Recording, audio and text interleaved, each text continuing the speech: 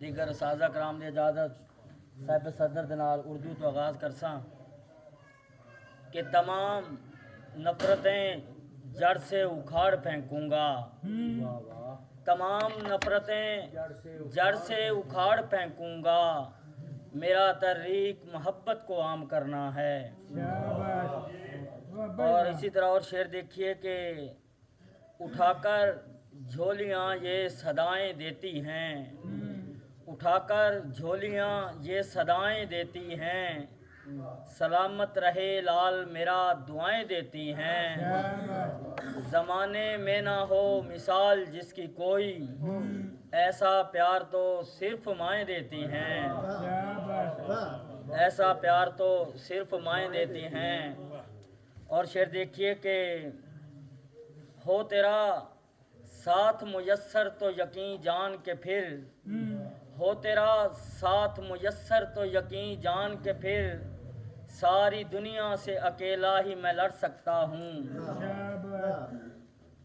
और एक दो और अशार देखिए कि फिर हुआ यूं दूरियां बढ़ने लगीं, उसकी भी मजबूरियां बढ़ने लगीं।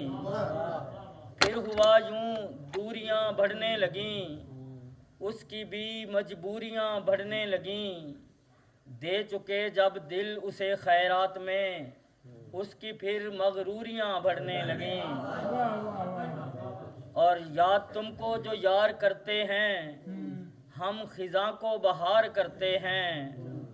याद तुमको जो यार करते हैं, हम खिज़ां को बहार करते हैं। बेबसी का यूं लुत्फ लेते हैं, गम तुम्हारे शुमार करते हैं। एक शेर और उसके बाद पंजाबी।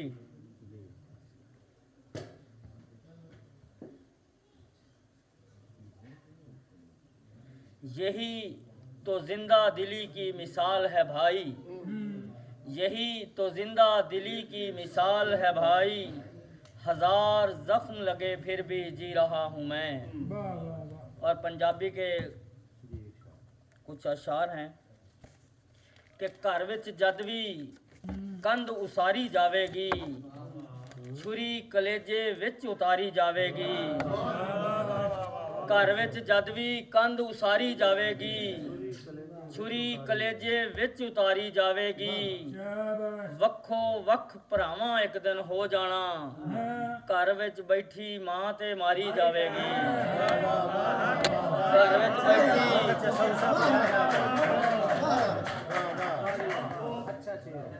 घर विच बैठी मां ते मारी जावेगी। और इसे तरह एक होर शेर वेखो कि हुण जुल्मां दी हद हो गई है, ते पहले तो भी वध हो गई है। हुण जुल्मां दी हद हो गई है, पहले तो भी वध हो गई है। चुप लग गई है मां नू आबद, जादी वेड़े कद हो गई है। चुप लग गई है मां नू आबद, जादी वेड़े कद हो गई है। और इसी तरह मां के हवाले ने एक होर शेर वेख लो कि निੱਗੀ ਛਾਂ ਤੇ ਮੈਨੂੰ ਦੇ ਦਿਓ, ਠੰਡੀ ਥਾਂ ਤੇ ਮੈਨੂੰ ਦੇ ਦਿਓ। ਨਿੱਗੀ ਛਾਂ ਤੇ ਮੈਨੂੰ ਦੇ ਦਿਓ, ਠੰਡੀ ਥਾਂ ਤੇ ਮੈਨੂੰ ਦੇ ਦਿਓ। ਸਾਰੀਆਂ ਸ਼ੈਵਾਂ ਸਾਂਭ ਕੇ ਰੱਖ ਲਓ, ਭਾਰੇ ਮਾਂ ਤੇ ਮੈਨੂੰ ਦੇ ਦਿਓ, ਭਾਰੇ ਮਾਂ ਤੇ ਮੈਨੂੰ ਦੇ ਦਿਓ। ਇਹ ਗਜ਼ਲ ਦੇ ਤਿੰਨ ਸ਼ੇਰ ਕੇ ਸੁਰ ਦੇ ਨਾਲ ਬਰਾਬਰ ਏ, हर एक ताल बराबर है। सुर दे नाल बराबर है, हर एक ताल बराबर है। गोला भावें यक्का नहीं, चलदा चाल बराबर है। गोला भावें यक्का नहीं, चलदा चाल बराबर है। ते उन्हें मेरा हो जाना है, रौला वाल बराबर है। उन्हें मेरा हो जाना है, रौला वाल बराबर है। और साडे नाल ते वाह नहीं पिया ना, साडे नाल ते वाह नहीं पिया ना, मतलब सीधी राह नहीं पिया ना। हुण क्यों पिछे भजदा फिरना है, गैरां कोलों घा नहीं पिया ना, गैरां कोलों घा नहीं पिया ना। बहुत शुक्रिया।